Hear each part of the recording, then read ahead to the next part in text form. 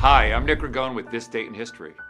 The position of the Americans is quite exceptional, and it may be believed that no democratic people will ever be placed in a similar one. The French writer and political philosopher Alexis de Tocqueville wrote those words in his seminal work, Democracy in America, nearly 200 years ago while crisscrossing the young country for just 9 months, scribbling down his observations.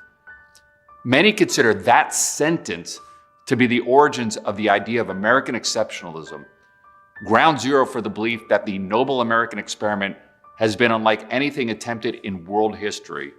A nation born not of a common history or nationality, as de Tocqueville noted, but rather of an idea. It might have been the first use of the word exceptional to describe Americans, but the earliest expression of the idea of American exceptionalism can actually be traced back 2 centuries earlier to a sermon delivered by John Winthrop, the first governor of the Massachusetts Bay Colony, as his ship, the Arabella, trekked across the Atlantic in 1630. We must consider that we shall be a city upon a hill, that the eyes of all the people are upon us, he lectured his shipmates as they roiled through the choppy seas. Somehow, Winthrop's words that day didn't merely strike a chord with the faithful.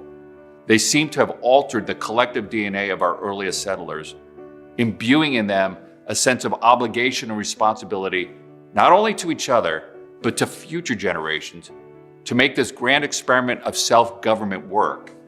There must have been some divine plan that placed the great continent between 2 oceans, is the way Ronald Reagan would characterize the city on the hill some 3 centuries later, to be sought out by those who were possessed by an abiding love of freedom and a special kind of courage. Reagan was correct in that regard. An abiding love of freedom and a special kind of courage had been bedrock to the nation that would spring from the land between the oceans, even if imperfect at times. As regular viewers of this channel know, we have a deep and abiding belief that American exceptionalism exists, that it's always existed, and that it runs like an unbroken, but not untested and not perfect streak throughout our nation's history. To us, American exceptionalism is more than just a philosophical framework with a starting point for some circular political debate. And it's certainly not a slogan or a punchline or bumper sticker credo.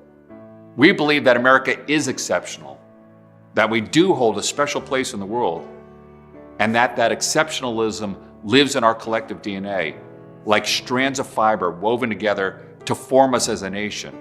But those fibers are people, not organizing principles, not even charters and documents, as revered as they are. It's the American people who make this country so exceptional. That's why we tell the stories that we do on our channel.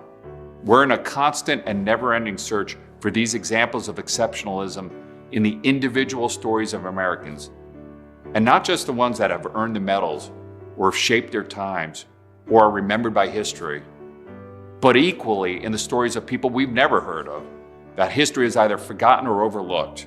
That's where our true greatness lies, our exceptionalism, in their stories. And so we're going to keep trying to find and tell those stories as we piece together the puzzle that is America. Of course, we have a special focus on the greatest generation, ordinary men and women who were asked to do extraordinary things under the most difficult circumstances. The stories of people who met the moment because they were asked to, because it was the right thing to do, because they felt obligated to, because they didn't know how to fail. And they did it unfailingly, unflinchingly, without complaint, without bravado. My brother Tom and I feel honored to bring these stories to life, to keep the memories of these heroes alive and front and center. We consider it a humbling privilege, to be honest, especially because so many of you have reached out with your own stories or that of your families, and you trusted us to tell them. That means a lot to us, and something that we appreciate and we take seriously.